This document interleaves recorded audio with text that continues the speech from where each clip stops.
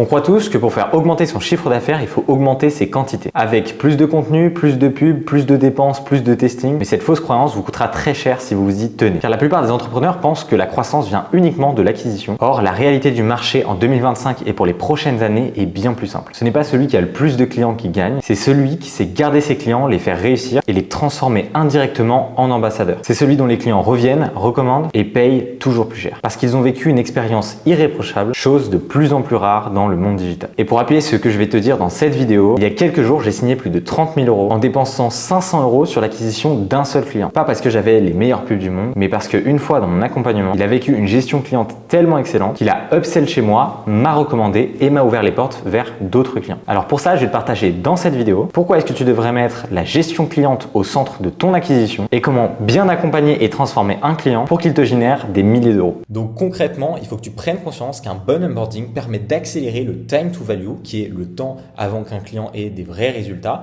de 34%. On a cet article qui nous cite notamment qu'un bon onboarding bien exécuté augmente les chances de fidélité. Et l'article cite 86% des clients qui affirment qu'un onboarding éducatif et accueillant influence leur loyauté. Et leur loyauté, ça veut dire, et on va le voir, de la recommandation, des upsells, etc. Et ça, c'est hyper important.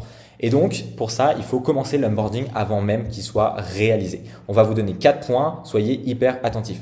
Moi, c'est ce que j'appelle le pré-onboarding. Le pré-onboarding, c'est que vous devez faire visualiser à votre prospect ce qu'il va obtenir avec vous en vous rejoignant et en rejoignant votre offre. C'est hyper important. Avant même d'avoir closé, il faut que durant l'appel et même avant l'appel, le client se soit projeté sur les résultats que vous allez pouvoir lui apporter, sur la valeur que vous avez à lui apporter et sur ce qu'il va avoir dans votre offre. Et vous devez lui dire clairement quelles sont les prochaines étapes que vous allez réaliser. Et rien que ça va vous permettre de faire une vente beaucoup plus émotionnelle parce que votre prospect va pouvoir se visualiser dans votre accompagnement. Et c'est hyper important dans votre closing. Vous pouvez parler au futur et le projeter dans votre accompagnement. Et en plus de ça, à ce moment-là, vous devez commencer à préparer des quick wins qui sont des micro-actions à faire et qui apporteront directement des résultats à votre client.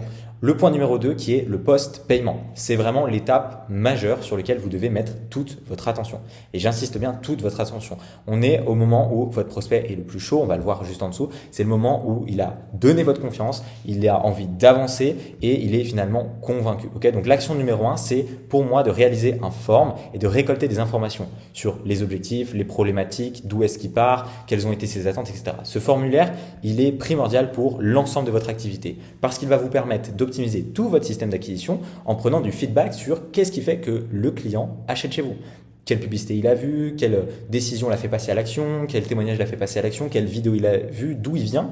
Et donc, ça vous permet d'optimiser votre tunnel. Mais ça vous permet aussi d'optimiser votre délivrabilité. Parce que dans ce questionnaire, vous devez lui poser des questions qui vont vous permettre d'adapter ce que vous allez délivrer en fonction de ses attentes. Si dans le questionnaire, le prospect appuie sur un point précis par rapport à une étape de votre délivrabilité, vous devez d'être irréprochable sur cette étape. Parce qu'il a des attentes qui sont hyper élevées par rapport à ça. La deuxième action, c'est de le faire enchaîner des quick wins très rapidement après le paiement. Des quick wins, c'est des résultats qui sont rapides. Donc ici, on a un petit schéma qui montre finalement le momentum et le sentiment de votre prospect au moment du closing. Et on voit que si votre onboarding est fait trop tard, finalement, le sentiment et le regret d'achat de votre prospect arrivent. On a vraiment besoin d'avoir un onboarding qui est rapide et que le client commence le processus et commence à avoir des résultats tout de suite après le closing. Il faut qu'il paye et que directement, il ait des premiers résultats et qu'il sente qu'il y a un réel accompagnement. Sinon, et si vous ne faites pas ça, vous allez provoquer chez lui un regret de son achat. Et pourquoi ? Parce qu'il va avoir une absence de récompense instantanée, donc une baisse finalement de sa dopamine. Il est dans l'énergie de la vente, il est dans l'énergie de l'achat et finalement il s'est convaincu, il passe à l'action avec vous et vous ne lui délivrez rien. C'est terrible. Il y a aussi un silence radio, donc post-achat, c'est ce que vous pouvez faire.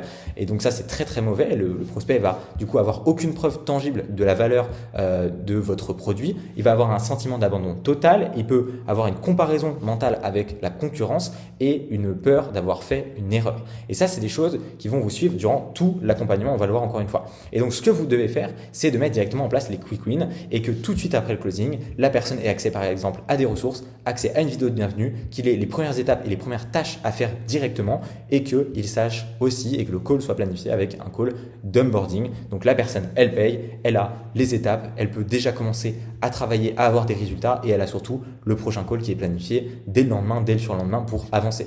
Pour rappel, un client qui regrette son achat, achat va avoir cette frustration tout le long de la prestation. Donc ça, c'est vraiment quelque chose qui à retenir et donc des résultats potentiellement plus lents et un avis non objectif. Ok, donc c'est le point le plus important et ça peut vous causer des complications par la suite. Pour continuer sur le point numéro 3 qui est l'accompagnement, vous devez lui présenter une roadmap claire. Plus votre prospect va savoir où est-ce qu'il va, plus vous allez avoir une symbiose avec lui. Si vous avez les mêmes objectifs, si c'est clair pour lui où est-ce qu'il va, forcément il aura des meilleurs résultats. Donc vous devez lui présenter une roadmap pour l'aider à y voir plus clair et à éviter la friction pour les prochaines étapes. Pour ça, nous on vous conseille de faire une map qui récapitule exactement votre process pour l'amener de sa situation initiale à sa situation désirée. Il va aussi gagner confiance dans votre méthode. Vous pouvez faire des vidéos mindset aussi. S'il y a beaucoup de changements auprès de vos clients dans votre accompagnement, faites des vidéos mindset, expliquez l'importance de croire dans le processus, expliquez l'importance de accomplir à fond et avec rigueur les conseils que vous appliquez et vous verrez un changement significatif chez vos prospects. Et vous devez aussi, lui envoyer des messages tous les jours pour suivre son avancée. C'est primordial, vous devez avoir un suivi qui est constant.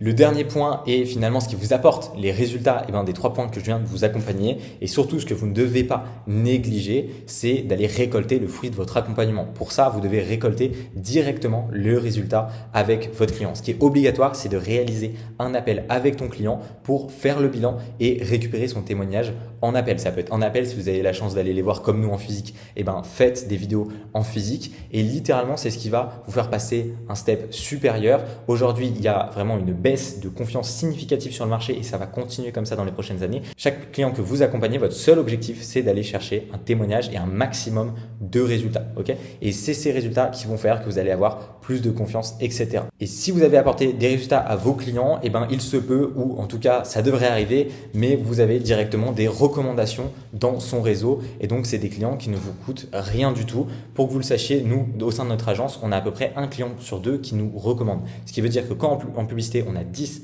de ROAS, finalement, c'est comme si on avait 15 parce qu'on sait qu'un client sur 2 va nous rapporter un deal, va nous rapporter une recommandation et va nous rapporter du cash en plus, sans compter les upsells, etc.